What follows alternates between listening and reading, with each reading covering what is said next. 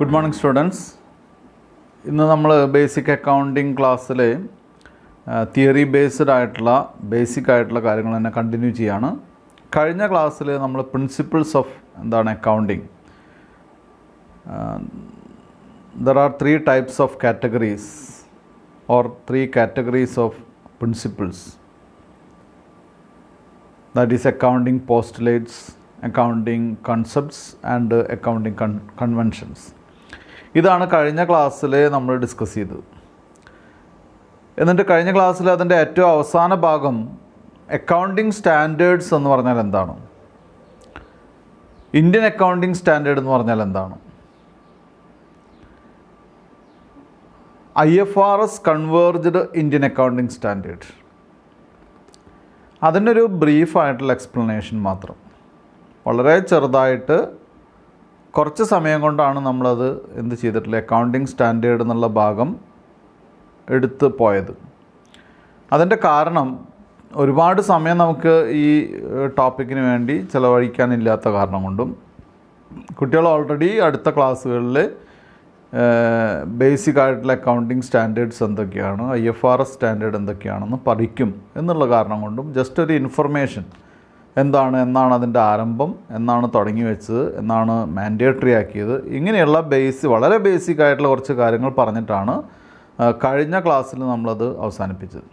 ഇന്നത്തെ ക്ലാസ്സിൽ നമുക്ക് ഡിസ്കസ് ചെയ്യാനുള്ള ടോപ്പിക് എന്ന് പറയുന്നത്, അപ്പോൾ കഴിഞ്ഞ ക്ലാസ്സിൽ കൺസെപ്റ്റ്സും കൺവെൻഷൻസൊക്കെ പറഞ്ഞു, അതൊക്കെ തിയറി തന്നെയാണ്, കുട്ടികൾ അതൊക്കെ പഠിക്കണം. ഇന്നത്തെ ക്ലാസ്സിൽ നമുക്ക് പറയാനുള്ളത് സം ഇമ്പോർട്ടൻറ്റ് ടേംസ് ഇൻ അക്കൗണ്ടൻസിയാണ്. അക്കൗണ്ടിങ്ങിലുള്ള ചില ഇമ്പോർട്ടൻറ്റ് ടേംസ് എന്തൊക്കെയാണ്, ഇത് +1 +2 പഠിച്ച കൊമേഴ്സ് ഗ്രൂപ്പ് പഠിച്ച കുട്ടികൾക്കെല്ലാം തന്നെ അറിയാം. അല്ലാത്ത കുട്ടികൾ നന്നായിട്ട് ശ്രദ്ധിക്കുക, അതല്ലാത്ത അതർ സ്ട്രീമിലുള്ള കുട്ടികൾ ആരെങ്കിലും ഉണ്ടെങ്കിൽ ശ്രദ്ധിക്കുക, അല്ലെങ്കിൽ ഉള്ളവർ തന്നെ ഇതെന്തെങ്കിലും സംശയമുള്ള ഭാഗങ്ങൾ ഒന്ന് ക്ലാരിറ്റി വരുത്തുന്നതിന് വേണ്ടി ശ്രദ്ധിക്കുക കേട്ടോ. അപ്പോൾ ഒന്നാമത്തെ ക്യാപിറ്റൽ എന്നാണ്. ക്യാപിറ്റൽ നമുക്ക് എല്ലാവർക്കും അറിയാം. Capital is the amount invested by the owner. അതാണ് ക്യാപിറ്റൽ എന്ന് പറയുന്നത്. The amount invested by the owner in the business is known as capital. Owner invest ചെയ്യുന്ന പണത്തിന് നമുക്ക് എന്തായിട്ട് പറയാം, ക്യാപിറ്റൽ എന്ന് പറയാം. It refers to the money or money's worth invested in a business. അതിനെ പണമാവാം, അല്ലെങ്കിൽ പണത്താൽ അളക്കാൻ പറ്റുന്ന എന്തോ ആവാം. ക്യാപിറ്റലായിട്ട് ക്യാഷായിട്ട് തന്നെ കൊണ്ടുവരണമെന്ന് യാതൊരു നിർബന്ധമില്ല. അപ്പോൾ അങ്ങനെ മണി ഓർ മണീസ് വർത്തിൽ ക്യാപിറ്റൽ ഇൻവെസ്റ്റ്മെൻറ്റ്, അല്ലെങ്കിൽ എന്താണ്, ബിസിനസ്സിൽ ബിസിനസ്മാൻ ഇൻവെസ്റ്റ് ചെയ്യുന്ന എമൗണ്ടിനെയാണ് നമ്മൾ എന്തായിട്ട് പറയുന്നത്, ക്യാപിറ്റൽ എന്ന് പറയുന്നത്. അപ്പോൾ ഏറ്റവും സിമ്പിളായിട്ട് പറയാം, capital is the amount invested by the owner to the business. Owner amount ബിസിനസ്സിലേക്ക് ഇൻവെസ്റ്റ് ചെയ്യുന്നതിനെയാണ് നമ്മൾ ക്യാപിറ്റൽ എന്ന് പറയുന്നത്. 2 ലയബിലിറ്റിയാണ്. ലയബിലിറ്റി എന്ന് പറഞ്ഞാൽ ബാധ്യത എന്ന് നമുക്ക് എല്ലാവർക്കും അറിയാം. Liability is the debts owing by business to others or outsiders. Liability എന്ന് പറയുന്നത് എന്താണ്, ഡെപ്റ്റ് owing by business to others or outsiders. മറ്റുള്ളവർക്ക് പണം കൊടുക്കാനുണ്ടെങ്കിൽ അതിനെയാണ് നമ്മൾ എന്തായിട്ട് പറയുന്നത്, ലയബിലിറ്റി എന്ന് പറയുന്നു, ബാധ്യത എന്ന് പറയുന്നു. 3rd point, equity. Equity is the total claim against the asset of the business. അവിടെ ശ്രദ്ധിക്കുക, അസറ്റ് എന്നല്ല പറഞ്ഞത്, അസറ്റിൻ്റെ മുകളിലുള്ള ടോട്ടൽ ക്ലെയിമിനെയാണ് ഇക്വിറ്റി എന്ന് പറയുന്നത്. അല്ലെങ്കിൽ അസറ്റ്സിൻ്റെ മുകളിലുള്ള അവകാശത്തിനെയാണ് നമ്മൾ എന്തായിട്ട് പറയുന്നത്, ഇക്വിറ്റി എന്ന് പറയുന്നത്. It is classified into owners equity and creditors equity.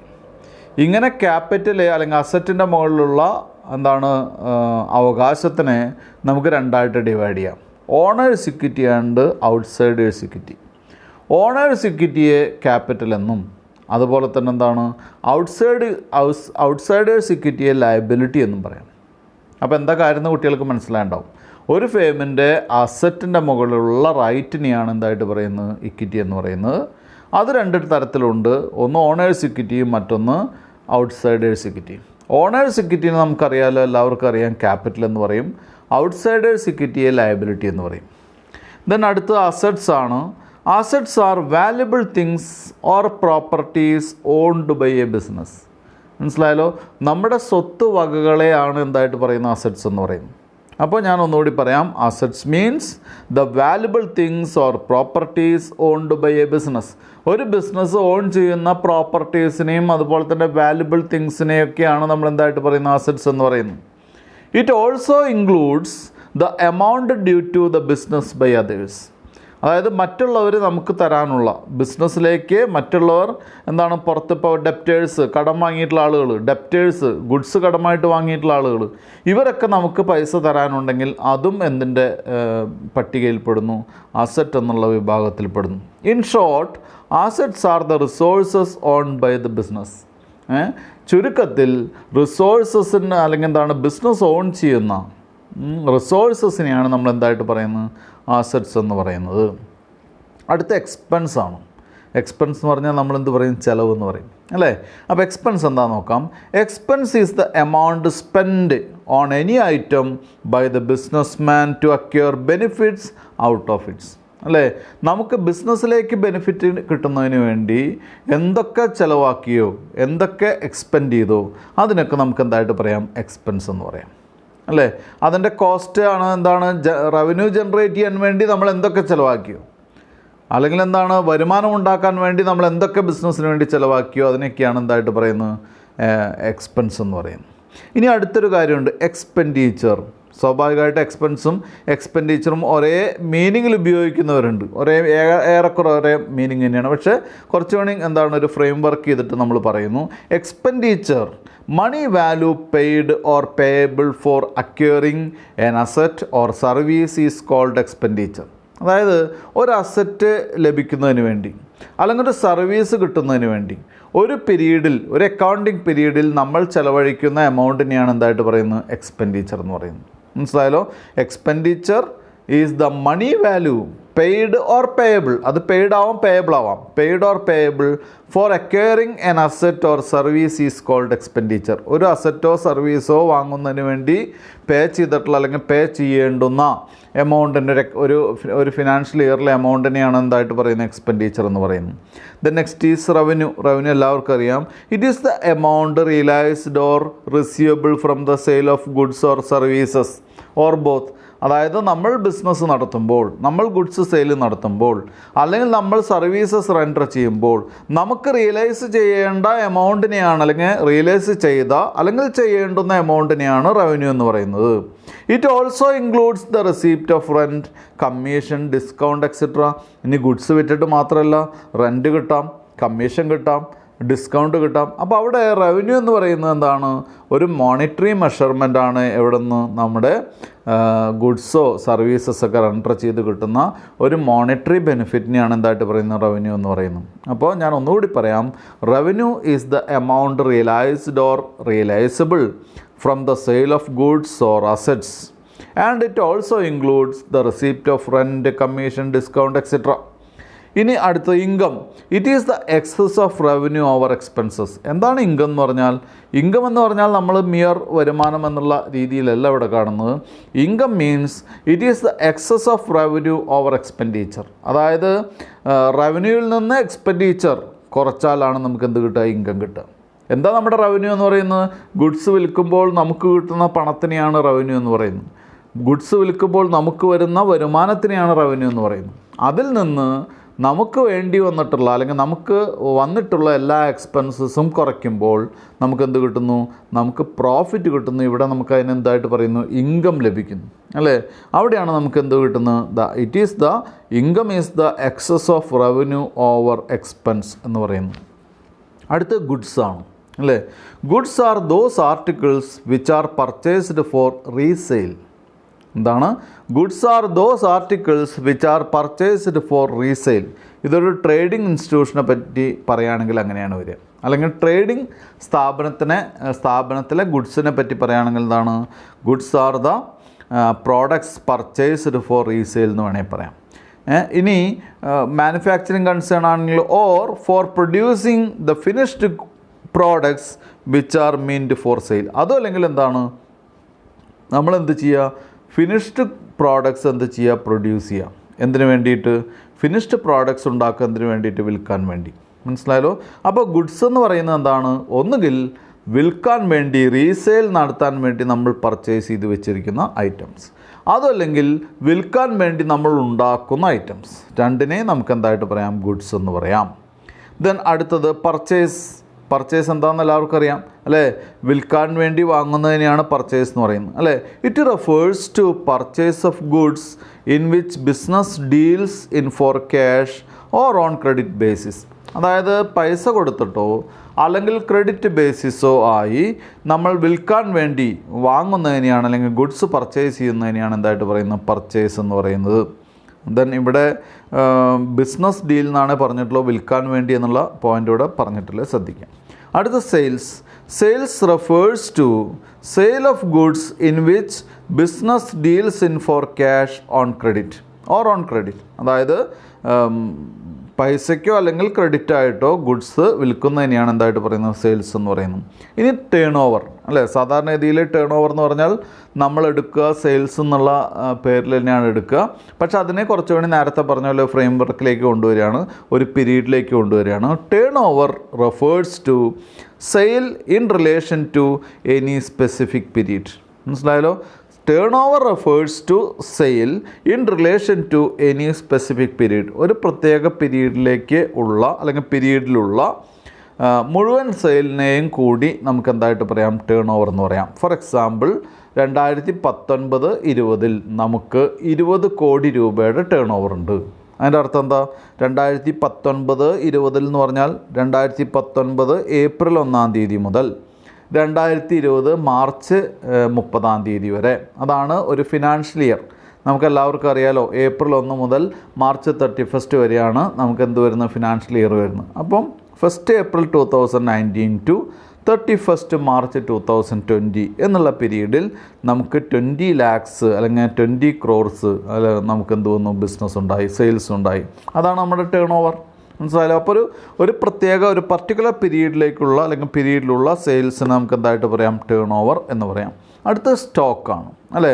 Stock it is the value of goods lying unsold on A particular date.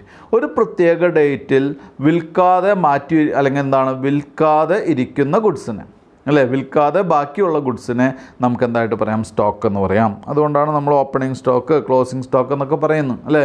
എന്താ ക്ലോസിംഗ് സ്റ്റോക്ക് എന്ന് പറയുന്നത്? ക്ലോസിംഗ് ഡേറ്റിൽ വിൽക്കാതെ ബാക്കിയുള്ള സ്റ്റോക്കിനെയാണ് നമ്മൾ എന്തായിട്ട് പറയുന്നത്? ക്ലോസിംഗ് സ്റ്റോക്ക് എന്ന് പറയുന്നത്. ഇനി ഇൻവെൻ്ററീസ്. സാധാരണ ഇൻവെൻ്ററീസും സ്റ്റോക്കൊക്കെ ഒരേ രീതിയിൽ ഉപയോഗിക്കുന്ന വാക്കുകളാണ്, എങ്കിലും ചെറിയ വളരെ സ്ലൈറ്റ് ആയിട്ടുള്ള ഡിഫറൻസ് ഉണ്ട്. Inventories include value of raw materials, semi finished goods and finished goods mean for sale. ഇൻവെൻ്ററീസിൽ നേരത്തെ നമ്മൾ പറയുന്നത് സ്റ്റോക്കിൽ മിക്കവാറും എന്ത് മാത്രമേ ഉണ്ടാവാറുള്ളൂ? ഫിനിഷ്ഡ് ഗുഡ്സ് മാത്രമേ ഉണ്ടാവാറുള്ളൂ. പക്ഷേ ഇൻവെൻ്ററീസിൽ അങ്ങനെയല്ല.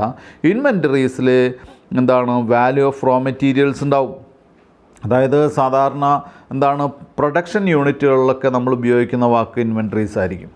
അതല്ല ട്രേഡിംഗ് യൂണിറ്റ് മാത്രമാണെങ്കിൽ അവിടെ എന്ത് ഉപയോഗിക്കാം? നമുക്ക് സ്റ്റോക്ക് എന്ന് ഉപയോഗിക്കാം. അപ്പോൾ inventories include raw materials, semi finished goods and finished goods meant for sale അല്ലേ? അവിടെ എന്തുണ്ടാവാം? ഇൻവെൻ്ററീസ് ഉണ്ടാവാം.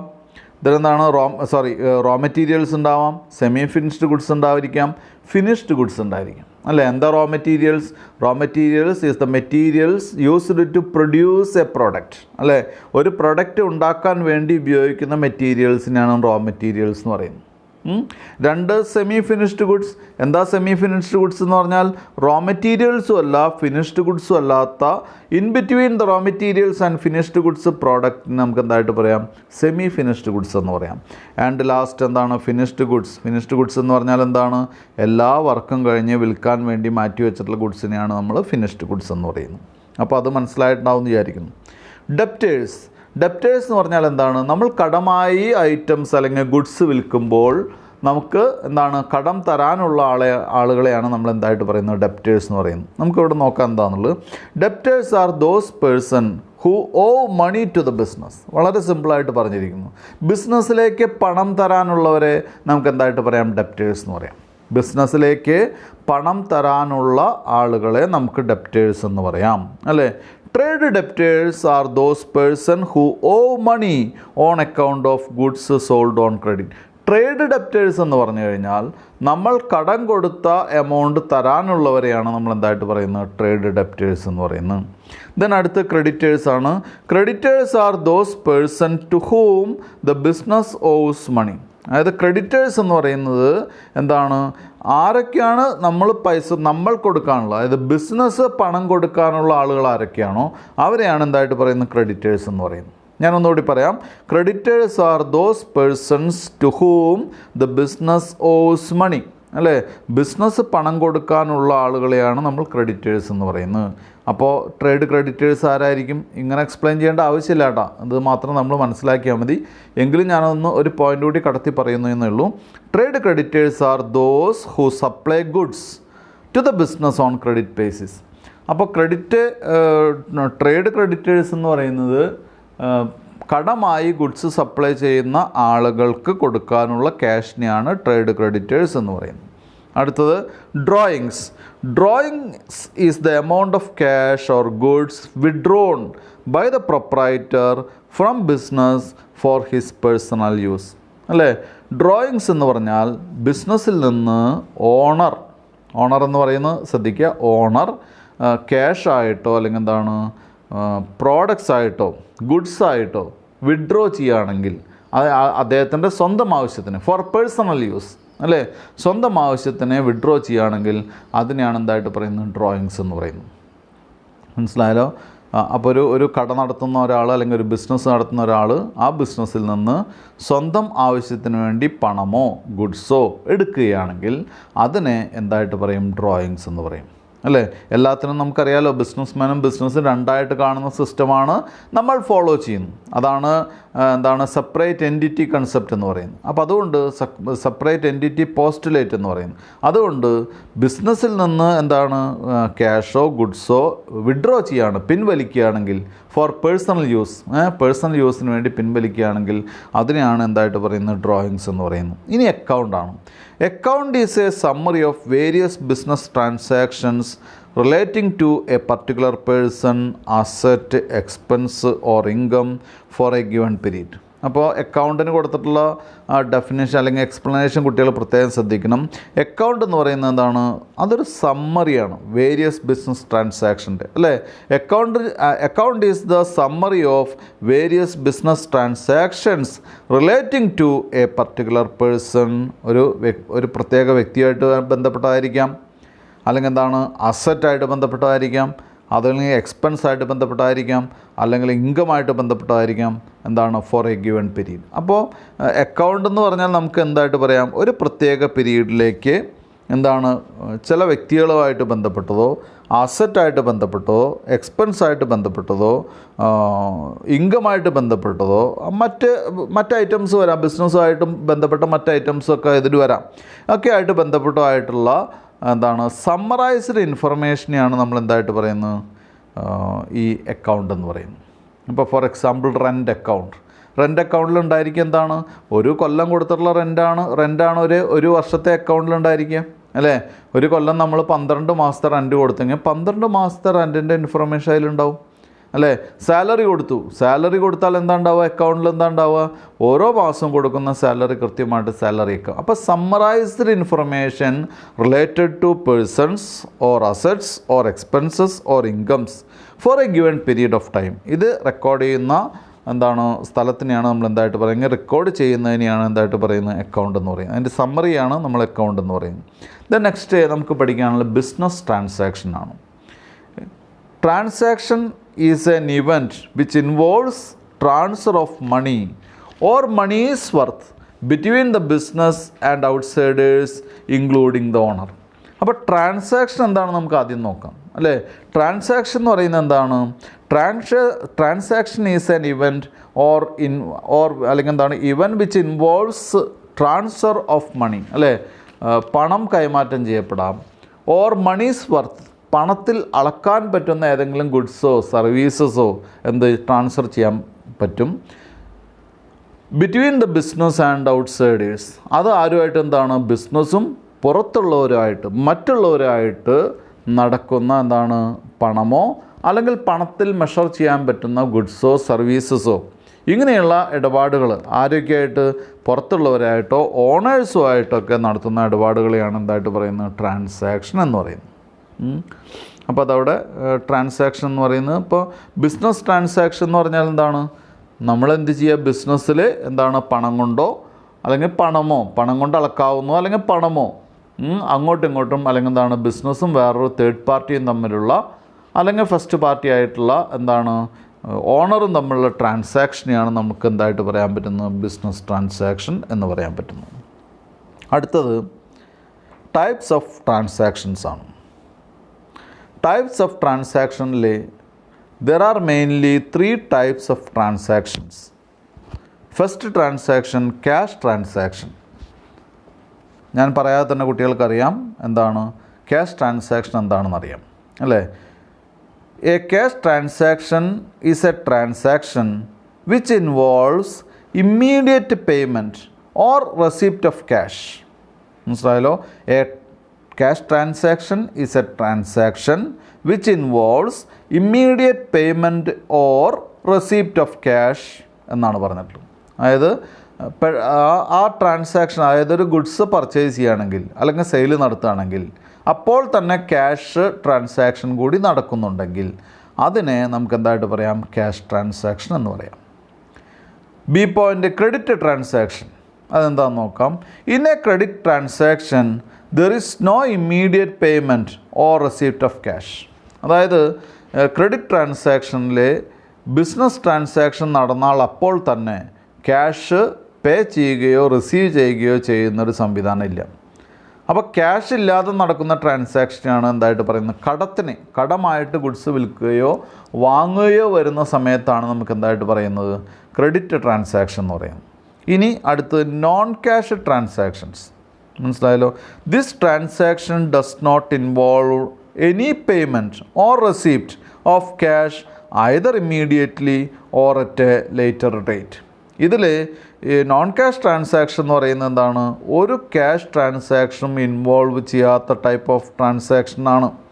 അത് ഈ ട്രാൻസാക്ഷൻ നടക്കുമ്പോഴും ക്യാഷ് കൊടുക്കില്ല, അതിന് ശേഷം ഒരു എന്താണ് കുറച്ച് വൈകിയുള്ളൊരു സമയത്തും എന്ത് ചെയ്യില്ല, ക്യാഷ് ട്രാൻസാക്ഷൻ ഇല്ലാത്ത ട്രാൻസാക്ഷനെയാണ് നമ്മൾ എന്തായിട്ട് പറയുന്നത്, നോൺ ക്യാഷ് ട്രാൻസാക്ഷൻ എന്ന് പറയുന്നത്. ഫോർ എക്സാമ്പിൾ എന്താണ് depreciation.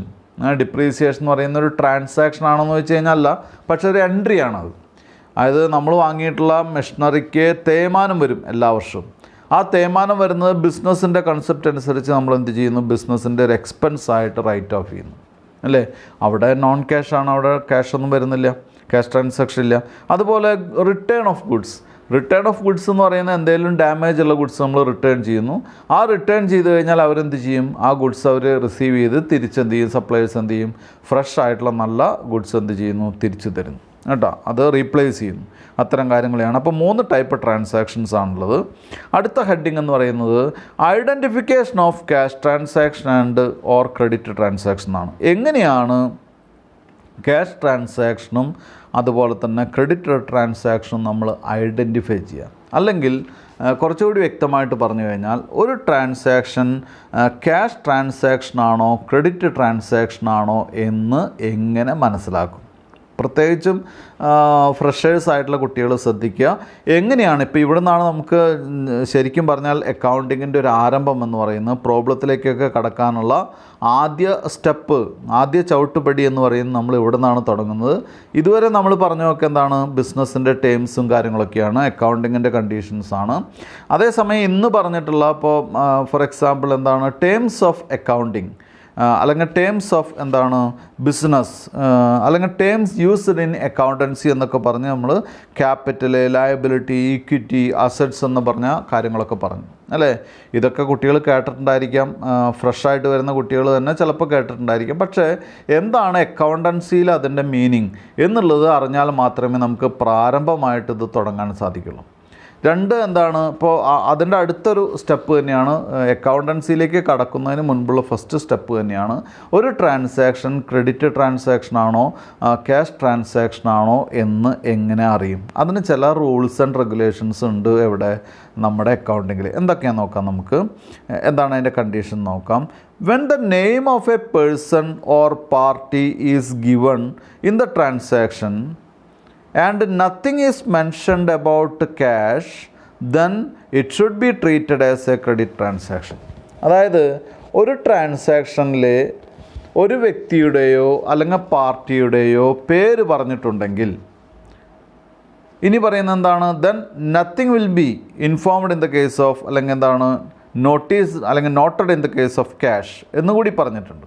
മനസ്സിലായാലോ? Nothing is mentioned about cash എന്നാണ് പറഞ്ഞത്. അതായത് ക്യാഷിനെ പറ്റി ഒന്നും തന്നെ പറഞ്ഞിട്ടില്ല.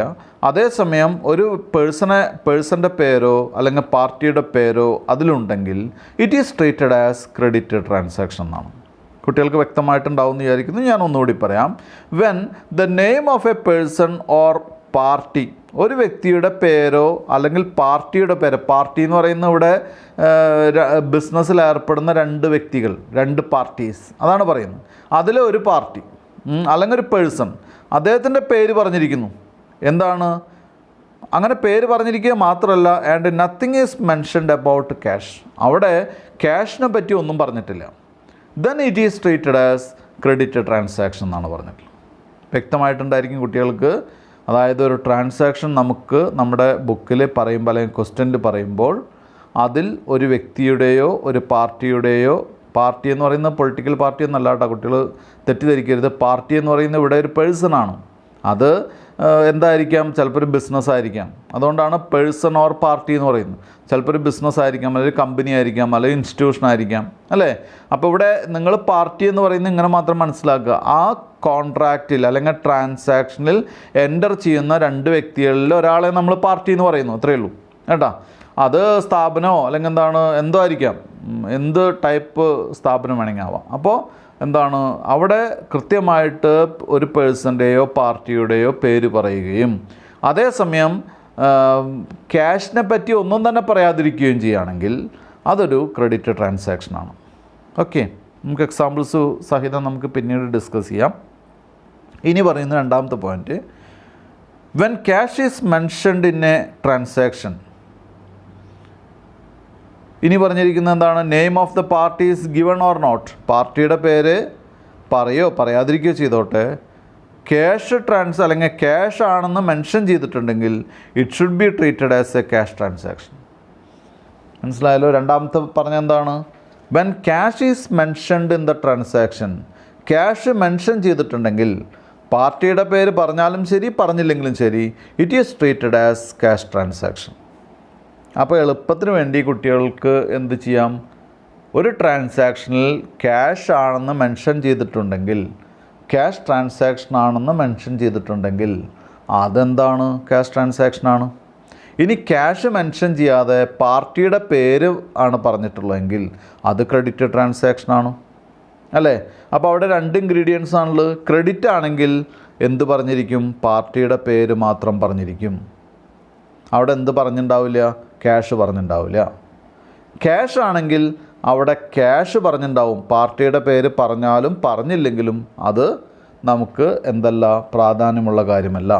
അപ്പോൾ ക്യാഷ് ട്രാൻസാക്ഷൻ ആണെന്ന് പറഞ്ഞിട്ടുണ്ടെങ്കിൽ it is treated as cash transaction irrespective of the name of persons. മനസ്സിലായല്ലോ?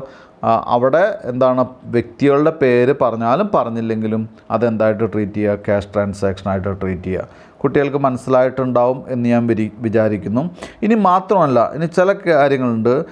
എന്താണ്, ചില കേസുകളിൽ there are certain transactions in which payment of cash or receipt of cash is implied in them. ചില ട്രാൻസാക്ഷനിൽ ഇംപ്ലൈഡാണ്.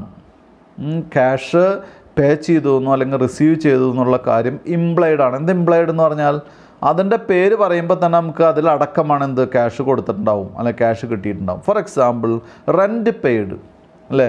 Rent paid എന്ന് പറഞ്ഞാൽ അത് കടാവില്ലല്ലോ. Cash എന്ന് പറഞ്ഞിട്ടുണ്ടോ അവിടെ? ഇല്ല. പേര് പറഞ്ഞിട്ടുണ്ടോ അവിടെ? ഇല്ല.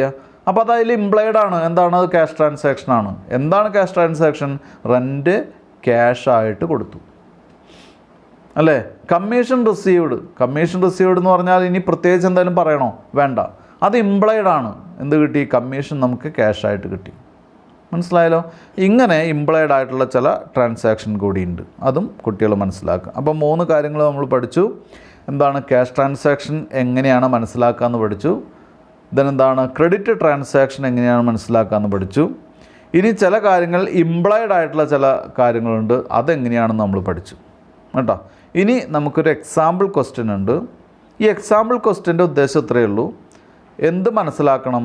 ക്യാഷ് ട്രാൻസാക്ഷനും ക്രെഡിറ്റ് ട്രാൻസാക്ഷനും ഏതാണെന്ന് നമ്മൾ എന്ത് ചെയ്യണം, ഇവിടെ മനസ്സിലാക്കി എഴുതണം. അപ്പോൾ ഞാനിവിടെ സ്ലൈഡിൽ ചെയ്തിട്ടുള്ളത് ഇത് കുട്ടികൾ ശരിക്കും ചെയ്യേണ്ടത് എക്സ്പ്ലനേഷനായിട്ട് സൊല്യൂഷനായിട്ട് എക്സ്പ്ലെയിൻ ചെയ്തിട്ടാണ് എഴുതേണ്ടത്. അതായത് ഇതിൻ്റെ റീസൺ ഇതായതുകൊണ്ട് it is treated as cash or credit എന്നാണ് എഴുതേണ്ടത്. പക്ഷേ അത് നമുക്ക് മനസ്സിലാക്കാൻ എളുപ്പത്തിന് വേണ്ടിയും എനിക്ക് ടൈപ്പ് ചെയ്യാൻ എളുപ്പത്തിന് വേണ്ടിയും ഞാൻ ഒരു ഹൈഫൺ ഇട്ടിട്ട് അതിൻ്റെ റിസൾട്ട് എഴുതിയിരിക്കുകയാണ് ചെയ്തിട്ടുള്ളത്. അപ്പോൾ നമുക്ക് 1 by 1 ആയിട്ട് നോക്കാം. എക്സാമ്പിൾ 1 ആണ്, ഒരു ക്വസ്റ്റ്യനാണ്. ഇത് കുട്ടികൾ നോട്ടിലൊന്നും എഴുതിയെടുക്കണമെന്നില്ല, എങ്കിലും അറിയാവുന്നവർ അല്ലെങ്കിൽ അറിയാത്തവർ ഇത് എഴുതിയെടുത്ത് നോട്ട് ചെയ്ത് എക്സ്പ്ലെയിൻ ചെയ്യുന്നതും എഴുതി നോക്കുന്നതും നല്ലതാണ്. ഇനി indicate whether the following transactions are cash or credit. താഴെ പറയുന്ന ട്രാൻസാക്ഷൻസ് ക്യാഷ് ആണോ ക്രെഡിറ്റ് ആണോ എന്ന് ഇൻഡിക്കേറ്റ് ചെയ്യാനാണ് പറഞ്ഞിട്ടുള്ളത്. അതിൽ പോയിൻ്റ് പറഞ്ഞിട്ടുള്ളത് സ്റ്റാർട്ടഡ് ബിസിനസ് വിത്ത് ₹20,000 എന്നാണ്. അപ്പോൾ സ്റ്റാർട്ടഡ് ബിസിനസ് വിത്ത് ₹20,000 എന്ന് പറഞ്ഞാൽ അവിടെ പ്രത്യേകിച്ച് നമുക്കൊന്നും എടുത്തു പറയേണ്ട കാര്യമില്ല. എന്താണ്, അതൊരു ക്യാഷ് ട്രാൻസാക്ഷനാണ് അല്ലേ. 20,000 രൂപ ക്യാപിറ്റലായിട്ട് കൊണ്ടുവന്ന് ബിസിനസ് തുടങ്ങി എന്നുള്ളതാണ് അതിൻ്റെ മീനിങ്. അപ്പോൾ അവിടെ ക്യാപിറ്റൽ വന്നിട്ടുണ്ട്, ക്യാഷ് വന്നിട്ടുണ്ട്. എത്ര രൂപയാണ്? ₹20,000 ആണ്. 2 ബി പോയിൻ്റ് പറയുന്നു. അപ്പോൾ ഇതെന്ത് ട്രാൻസാക്ഷനാണ്? ക്യാഷ് ട്രാൻസാക്ഷനാണ്. എന്താണ് നിങ്ങൾ എഴുതേണ്ടത് അവിടെ? എന്താണ് ഇവിടെ പറഞ്ഞിട്ടുള്ള എന്താണ്? This is a cash transaction എന്ന് എഴുതുക. ബിക്കോസ് എന്താ എഴുതേണ്ടത്? Business is started with cash. മനസ്സിലായാലോ? Cash comes in the business as capital. Cash ബിസിനസ്സിലേക്ക് എന്തായിട്ട് വന്നു? ക്യാപിറ്റലായിട്ട് വന്ന കാരണം കൊണ്ട് ഇതൊരു ക്യാഷ് ട്രാൻസാക്ഷനാണ്. അതല്ലെങ്കിൽ വെറുതെ എന്ന് ഹൈഫൺ ഇട്ടിട്ട് എന്തെഴുതുക? Cash transaction എന്നെഴുതുക. നമുക്കിവിടെ കുട്ടികൾക്ക് മനസ്സിലാകാണ് വേണ്ടോ, പ്രോബ്ലം ചെയ്യല്ല നമ്മുടെ ഉദ്ദേശം. കുട്ടികൾക്ക് ഈ ടോപ്പിക്ക് അറിയുക എന്നുള്ളതാണ്. 2 പർച്ചേസ്ഡ് ഗുഡ്സ് ഫോർ ₹7,500. 7,500 രൂപയ്ക്ക് ഗുഡ്സ് പർച്ചേസ് ചെയ്തു അല്ലേ, ക്യാഷ് ട്രാൻസാക്ഷനാണ്. എന്താ കാരണം? ഈ ഗുഡ്സ് പർച്ചേസ് ചെയ്തു എന്ന് മാത്രമേ പറഞ്ഞിട്ടുള്ളൂ. അപ്പോൾ നമ്മൾ നേരത്തെ പറഞ്ഞിട്ടുണ്ട് എന്താണ്, ഒരു ട്രാൻസാക്ഷൻ ക്രെഡിറ്റ് ആവണമെങ്കിൽ അവിടെ എന്തുണ്ടാവും? അവിടെ പാർട്ടിയുടെ പേരുണ്ടാവും അല്ലേ. പാർട്ടിയുടെ പേരില്ലെങ്കിൽ നമുക്ക് എന്ത് ചെയ്യാം? നമുക്കത് ക്യാഷ് ട്രാൻസാക്ഷനായിട്ട് ട്രീറ്റ് ചെയ്യാം അല്ലേ. അപ്പോൾ പാർട്ടിയുടെ പേരുണ്ടാവുകയും ക്യാഷ് എന്നുള്ള കാര്യം മെൻഷൻ ചെയ്യാതിരിക്കുകയും ചെയ്യുകയാണെങ്കിൽ അത് ക്രെഡിറ്റ് ട്രാൻസാക്ഷനാണ്. അപ്പോൾ ഇവിടെ നോക്കൂ കുട്ടികൾ, പർച്ചേസ്ഡ് ഗുഡ്സ് ഫോർ ₹7,500 എന്ന് പറഞ്ഞാൽ ഇവിടെ പാർട്ടിയുടെ പേരുണ്ടോ? ഇല്ല. അപ്പോൾ അതെന്ത് ട്രാൻസാക്ഷനാണ്? അത് ക്യാഷ് ട്രാൻസാക്ഷനാണ്. മനസ്സിലാക്കുക. അടുത്ത sold goods for ₹5,000. Sold goods for ₹5,000 എന്ന് പറയുന്നതിൽ പാർട്ടിയുടെ പേരുണ്ടോ? വ്യക്തികളുടെ പേരുണ്ടോ? ഇല്ല. അപ്പോൾ അതെന്ത് ട്രാൻസാക്ഷനാണ്? അത് ക്യാഷ് ട്രാൻസാക്ഷനാണ്. അടുത്ത ഡി പോയിൻ്റ് ശ്രദ്ധിക്കുക. Purchased goods from Raju for ₹2,500. ഇവിടെ ശ്രദ്ധിച്ചോളൂ, രാജുവിൻ്റെ കയ്യിൽ നിന്നാണ് ഗുഡ്സ് വാങ്ങിയത് എന്ന് പ്രത്യേകം പറഞ്ഞിരിക്കുന്നു. അതേസമയം ക്യാഷ് എന്നുള്ള കാര്യം ഇവിടെ മെൻഷൻ ചെയ്തിട്ടില്ല അല്ലേ. 2 കാര്യങ്ങളാണ് കുട്ടികൾ ശ്രദ്ധിക്കേണ്ടത്. ഈ ഇൻഫർമേഷനിൽ ആരുടെ കയ്യിൽ നിന്ന് വാങ്ങി എന്ന് പറഞ്ഞിരിക്കുന്നു, പക്ഷേ ക്യാഷ് എന്നുള്ള കാര്യം മെൻഷൻ ചെയ്തിട്ടില്ല. Then it is treated as credit transaction. അപ്പോൾ D point ABCD D point നമുക്ക് എന്തായിട്ട് ട്രീറ്റ് ചെയ്യാം? It is treated as credit transaction because ഇതെന്താണ്? In this case there is a name എന്താണ് സ്പെസിഫൈഡ്, ദാറ്റ് ഈസ് രാജു അല്ലേ. Purchase ചെയ്തിട്ടുള്ള ആളുടെ പേര് സ്പെസിഫൈ ചെയ്തിരിക്കുന്നു. അതുകൊണ്ട് തന്നെ എന്താണ് ഇത്? അത് മാത്രമല്ല, പേര് പറഞ്ഞിരിക്കുന്നു എന്ന് മാത്രമല്ല, ക്യാഷ് ഡീറ്റെയിൽസ് ഒന്നും, ക്യാഷിൻ്റെ കാര്യം മെൻഷൻ ചെയ്തിട്ടുമില്ല. അതുകൊണ്ട് ഈ ട്രാൻസാക്ഷൻ നമുക്ക് എന്തായിട്ട് ട്രീറ്റ് ചെയ്യാം? ക്രെഡിറ്റ് ട്രാൻസാക്ഷനായിട്ട് ട്രീറ്റ് ചെയ്യാം. അടുത്തത് purchased goods from Shiju for cash ₹1,000. ഇതേ ടൈപ്പ് ഇൻഫർമേഷൻ തന്നെയാണ് അടുത്തത്, ഇതേ ടൈപ്പ്. പക്ഷെ അവിടെ ഒരു വ്യത്യാസമുണ്ട്. ആളുടെ പേരും പറഞ്ഞിട്ടുണ്ട്, പക്ഷേ ക്യാഷും പറഞ്ഞിട്ടുണ്ട് അല്ലേ. ആളുടെ പേരും പറഞ്ഞിട്ടുണ്ട്, പക്ഷേ ക്യാഷിൻ്റെ കാര്യം മെൻഷൻ ചെയ്തിട്ടുണ്ട്. Then it is treated as cash transaction. അപ്പോൾ ഈ ഡിയും ഇയും കമ്പയർ ചെയ്താൽ കുട്ടികൾക്ക് ഈ ക്യാഷും ക്രെഡിറ്റും കൃത്യമായിട്ട് മനസ്സിലാവും. ഡി പോയിൻറ്റും ഇ പോയിൻറ്റും കമ്പയർ ചെയ്താൽ ഒരു ട്രാൻസാക്ഷൻ ക്രെഡിറ്റ് ആണെന്ന് പറയുന്നതിൻ്റെ മാനദണ്ഡം എന്താണ്, ഒരു ട്രാൻസാക്ഷൻ ക്യാഷ് ആയിട്ട് പറയുന്നതിൻ്റെ മാനദണ്ഡം എന്താണെന്ന് വ്യക്തമായിട്ട് മനസ്സിലാക്കാൻ സാധിക്കും. ഈ പോയിൻ്റ് ഇതാണ്: purchased goods from Shiju for cash ₹1000. അപ്പോൾ പേര് പറയുന്നു എന്നുള്ളത് ഇവിടെ ഒരു പ്രശ്നമല്ല. എന്താ കാരണം? ക്യാഷിൻ്റെ കാര്യം മെൻഷൻ ചെയ്തിട്ടുണ്ടെങ്കിൽ പേര് പറഞ്ഞാലും ഇല്ലെങ്കിലും അതെന്തായിട്ട് ട്രീറ്റ് ചെയ്യും? അത് ക്യാഷ് ട്രാൻസാക്ഷനായിട്ടാണ് ട്രീറ്റ് ചെയ്യുക. ഇനി F point: sold goods to Anil for ₹1000. ഇവിടെ ശ്രദ്ധിക്കുക, ഇവിടെ ക്യാഷ് എന്ന് പറഞ്ഞിട്ടുണ്ടോ? ഇല്ല. അതേസമയം പാർട്ടിയുടെ പേര് പറഞ്ഞിട്ടുമുണ്ട് അല്ലേ? Sold goods to Anil for ₹1000 എന്നാണ് പറഞ്ഞിട്ടുള്ളത്. അപ്പോൾ ഇവിടെ എന്താണ്? ഇതൊരു ക്രെഡിറ്റ് ട്രാൻസാക്ഷനാണ്. അനിലിന് കടമായിട്ട് എന്ത് കൊടുത്തു? അനിലിന് കടമായിട്ട് ഗുഡ്സ് വിറ്റു. എത്ര രൂപയ്ക്ക്? 1000 രൂപയ്ക്ക് അല്ലേ? അപ്പോൾ എഫ് എന്ന് പറയുന്നത് എന്താണ്? ക്രെഡിറ്റ് ട്രാൻസാക്ഷനാണ്. അടുത്തത് പെയ്ഡ് സാലറീസ് ₹4000. സാലറി കൊടുത്തു അല്ലേ? അവിടെ ക്യാഷെന്നോ പാർട്ടിയുടെ പേരോ ഇല്ല, ക്യാഷെന്നോ ഇല്ല അല്ലേ? എന്താണ്? അതിൽ ഇംപ്ലൈഡ് ആണ്. മനസ്സിലായല്ലോ? അതിൽ ഇംപ്ലൈഡ് ആണ്. ഇത്തരം ട്രാൻസാക്ഷനാണ് ഇംപ്ലൈഡ് ട്രാൻസാക്ഷൻ എന്ന് പറയുന്നത്. അത് ക്യാഷ് കൊടുത്തതായിട്ട് നമ്മൾ എന്ത് ചെയ്യുന്നു? കണക്കാക്കുന്നു. പെയ്ഡ് സാലറീസ് എന്ന് പറഞ്ഞാൽ അത് ക്യാഷ് ട്രാൻസാക്ഷനാണ്. എംപ്ലോയീസിന് എന്ത് കൊടുത്തതാണ്? സാലറി കൊടുത്തതാണ്. അടുത്ത് റിസീവ്ഡ് കമ്മീഷൻ. റിസീവ്ഡ് കമ്മീഷൻ എന്ന് പറയുന്നത് ഇതേപോലെ തന്നെ ഇംപ്ലൈഡ് ട്രാൻസാക്ഷനാണ്. കമ്മീഷൻ റിസീവ് ചെയ്തിരിക്കുന്നു. പ്രത്യേകിച്ചൊന്നും ക്യാഷിൻ്റെ കാര്യം പറയേണ്ട കാര്യമില്ല, നമുക്ക് കമ്മീഷൻ കിട്ടിയിരിക്കുന്നു. ദെൻ അടുത്ത് paid rent to Raghavan landlord ₹1500. 1500 രൂപ നമുക്ക് റെൻ്റ് ഇനത്തിൽ കിട്ടിയിരിക്കുന്നു. അതും ക്യാഷ് ട്രാൻസാക്ഷനാണ്. കമ്മീഷൻ റിസീവ് ചെയ്തും ക്യാഷ് ട്രാൻസാക്ഷനാണ്. അടുത്തത് ബോട്ട് ഫർണിച്ചർ ഫോർ ക്യാഷ് ₹2000 അല്ലേ? 2000 രൂപയ്ക്ക് നമ്മൾ ഫർണിച്ചർ വാങ്ങി. ഇതും എന്ത് തന്നെയാണ്? ക്യാഷ് ട്രാൻസാക്ഷനാണ്. അപ്പോൾ ക്യാഷ് ട്രാൻസാക്ഷൻ ആവാൻ വേണ്ടി നമുക്ക് എന്താണ്? പ്രത്യേകിച്ചൊന്നും വേണ്ട. എന്താണ്? ക്യാഷിൻ്റെ കാര്യം ഇംപ്ലൈ ചെയ്യണം. അതല്ലെങ്കിൽ എന്താണ്? ഇംപ്ലൈഡ് ആയിട്ടുള്ള ചില കണ്ടീഷൻസ് ഉണ്ടെങ്കിലും അവിടെയും ക്യാഷ് ട്രാൻസാക്ഷൻ ആയിരിക്കും വരിക. അപ്പോൾ ഏറ്റവും ഇമ്പോർട്ടൻ്റ് ആയിട്ട് നമ്മൾ ശ്രദ്ധിക്കേണ്ടത് ക്രെഡിറ്റ് ട്രാൻസാക്ഷൻ വരേണ്ട കണ്ടീഷൻ എന്താണ്? ക്രെഡിറ്റ് ട്രാൻസാക്ഷൻ വരിക എന്ന് പറഞ്ഞാൽ ഒരു വ്യക്തിയുടെയോ പാർട്ടിയുടെയോ പേര് പറയുകയും അതേസമയം ക്യാഷിൻ്റെ കാര്യം ഒന്നും തന്നെ മെൻഷൻ ചെയ്യാതിരിക്കുകയും ചെയ്യുകയാണെങ്കിൽ ആ ട്രാൻസാക്ഷൻ നമുക്ക് എന്തായിട്ട് പറയാം? ക്രെഡിറ്റ് ട്രാൻസാക്ഷൻ എന്ന് പറയാം. അടുത്തത് നമുക്ക് എടുക്കേണ്ടുന്ന ടോപ്പിക് എന്ന് പറയുന്നത് ഡബിൾ എൻട്രി സിസ്റ്റമാണ്. Double entry system. അപ്പോൾ അതിൽ every transaction has 2 aspects or 2 elements or 2 effects. എല്ലാ ട്രാൻസാക്ഷനും എന്താണ്? 2 ആസ്പെക്റ്റ് ഉണ്ട്, അല്ലെങ്കിൽ 2 എലിമെൻ്റ് ഉണ്ട്, അല്ലെങ്കിൽ 2 എഫക്റ്റ് ഉണ്ട്. മനസ്സിലായല്ലോ? One is the receiving aspect and the other is the giving aspect. ഒന്ന് റിസീവ് ചെയ്യുക എന്നുള്ള ആസ്പെക്റ്റും മറ്റൊന്ന് ഗിവ് നടത്തുക എന്നുള്ള ആസ്പെക്റ്റ്. ഒന്ന് വാങ്ങുക, മറ്റൊന്ന് കൊടുക്കുക എന്നുള്ള 2 ആസ്പെക്റ്റിലാണ് നമ്മൾ എന്ത് ചെയ്യുന്നത്? ബിസിനസ്സിലത്തെ ട്രാൻസാക്ഷൻസ് ഒക്കെ നിൽക്കുന്നത്. The receiving aspect of a transaction is known as debit. Receiving ആസ്പെക്റ്റിനെ നമുക്ക് ഡെബിറ്റ് എന്നും ഗിവിങ് ആസ്പെക്റ്റിനെ, കൊടുക്കുന്ന ആസ്പെക്റ്റിനെ നമുക്ക് ക്രെഡിറ്റ് എന്നും പറയാം. മനസ്സിലായല്ലോ? ഗിവിങ് ആസ്പെക്റ്റിനെ റിസീവിങ് ആസ്പെക്റ്റിനെ നമുക്ക് ഡെബിറ്റ് എന്നും ഗിവിങ് ആസ്പെക്റ്റിനെ നമുക്ക് ക്രെഡിറ്റ് എന്നും പറയാം. മനസ്സിലായല്ലോ? അപ്പോൾ അവിടെ നമുക്ക് എല്ലാ കാര്യത്തിനും thus every transaction has 2 aspects. That is എന്താണ്? Debit aspect and credit aspect. മനസ്സിലായല്ലോ? എല്ലാ കാര്യത്തിനും എന്തുണ്ട്? ഡെബിറ്റും ക്രെഡിറ്റും ആസ്പെക്റ്റ് ഉണ്ട്. ക്ലിയർ ആയല്ലോ? The method of recording the 2-fold aspects of every transaction is called double entry system. അപ്പോൾ ഇവിടെ നമ്മൾ പറഞ്ഞ പോയിൻ്റ് ഇത്രയേ ഉള്ളൂ. എല്ലാ ബിസിനസ് ആക്ടിവിറ്റീസിനും 2 ആസ്പെക്റ്റുകളുണ്ട്. ഒന്ന് ഗിവിങ് ആസ്പെക്റ്റും മറ്റൊന്ന് റിസീവിങ് ആസ്പെക്റ്റും. മനസ്സിലായല്ലോ? നമുക്ക് ആദ്യം അതിൻ്റെ ഓർഡർ തെറ്റിക്കേണ്ട. ഒന്ന് റിസീവിങ് ആസ്പെക്റ്റും മറ്റൊന്ന് ഗിവിങ് ആസ്പെക്റ്റും. അപ്പോൾ ആദ്യത്തെ റിസീവിങ് ആസ്പെക്റ്റാണ്, അതിനെ നമുക്ക് ഡെബിറ്റ് ആസ്പെക്റ്റ് എന്നും, മറ്റ് രണ്ടാമത്തെ എന്താണ്? ഗിവിങ് ആസ്പെക്റ്റാണ്, അതിനെ ക്രെഡിറ്റ് ആസ്പെക്റ്റ് എന്നും പറയാം. മനസ്സിലായല്ലോ? ഇനി എന്താ പറയുന്നത്?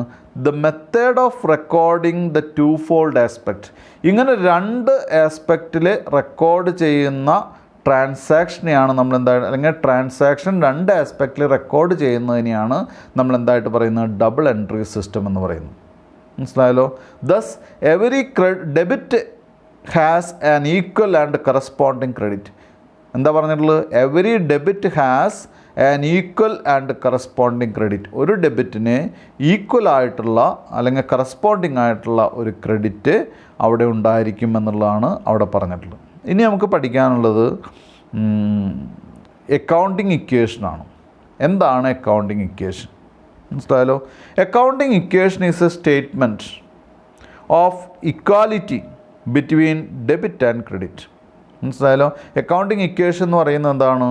It is A statement of equality between debit and credit. നമുക്കറിയാമല്ലോ, എല്ലാ കാര്യത്തിനും രണ്ട് ആസ്പെക്റ്റ് ഉണ്ടെങ്കിൽ അതിൻ്റെ കോമ്പിനേഷനാണെങ്കിൽ അതിൻ്റെ എക്സ്പ്ലനേഷനാണ് ഇതെന്ന് പറയുന്ന അക്കൗണ്ടിങ് ഇക്വേഷൻ എന്ന് പറയുന്നത്, അല്ലേ? The accounting equation can also be called law of equity of assets and equities. മനസ്സിലായി? അത് അത്ര ഇമ്പോർട്ടൻ്റ് ആയിട്ടുള്ള കാര്യമില്ല. അപ്പോൾ അക്കൗണ്ടിങ് ഇക്വേഷൻ എന്ന് പറയുന്നത് എന്താണ്? അസറ്റ്സിൻ്റെയും ലയബിലിറ്റീസിൻ്റെയും ഇക്വാലിറ്റി എക്സ്പ്ലെയിൻ ചെയ്യുന്ന ഇക്വേഷനെയാണ് എന്തായിട്ട് പറയുന്നത്? അക്കൗണ്ടിങ് ഇക്വേഷൻ എന്ന് പറയുന്നത്. Therefore, the first accounting equation is equal to assets is equal to equities. അതുകൊണ്ടാണ് ആദ്യത്തെ അക്കൗണ്ടിങ് ഇക്വേഷൻ എന്ന് പറഞ്ഞാൽ നമുക്ക് എന്തായിട്ട് പറയാം? Assets is equal to equities എന്ന് പറയാം, അല്ലേ? നേരത്തെ നമ്മൾ ഇക്വിറ്റീസ് എന്നുള്ള വാക്ക് എന്താണെന്ന് ഡിഫൈൻ ചെയ്തതാണ്, അല്ലേ?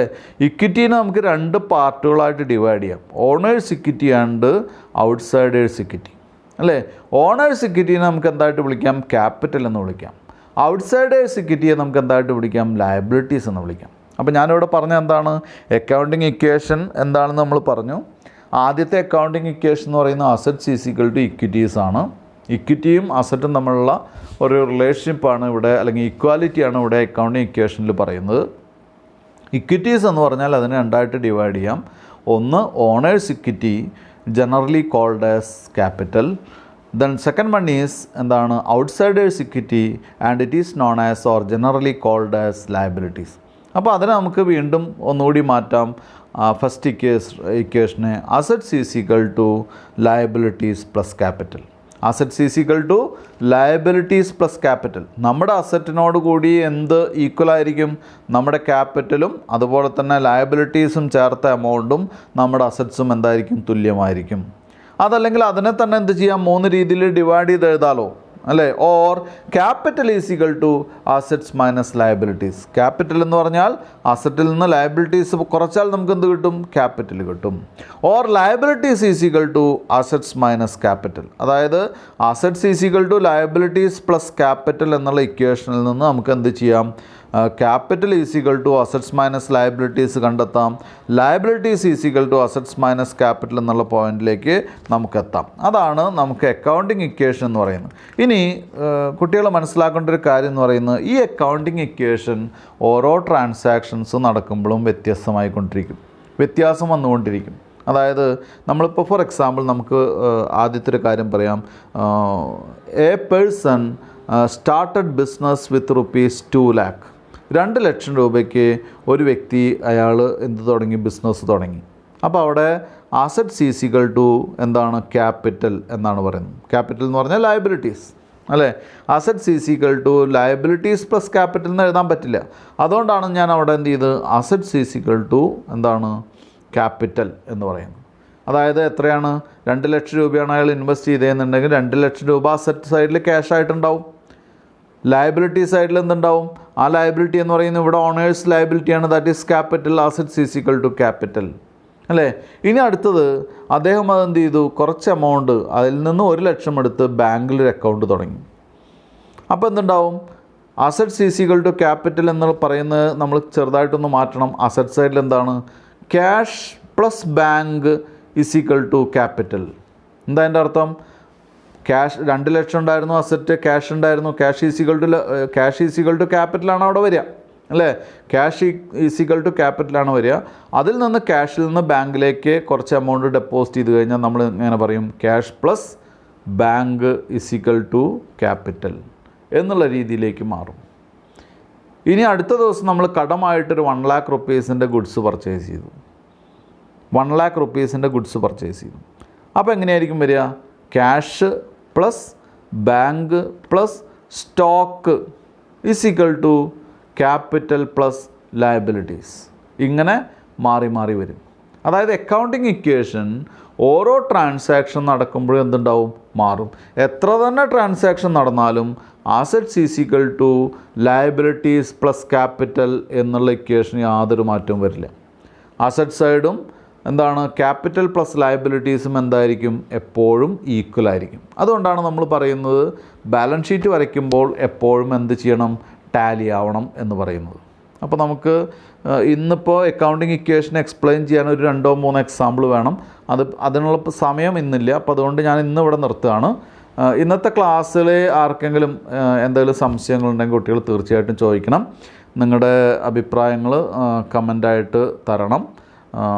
എന്നാൽ മാത്രമേ നമുക്ക് അടുത്ത ക്ലാസ്സുകളിൽ കുറച്ചുകൂടി നന്നായിട്ട് അതൊക്കെ റെക്ടിഫൈ ചെയ്ത് ക്ലാസ് എടുക്കാൻ പറ്റുള്ളൂ. Thank you very much.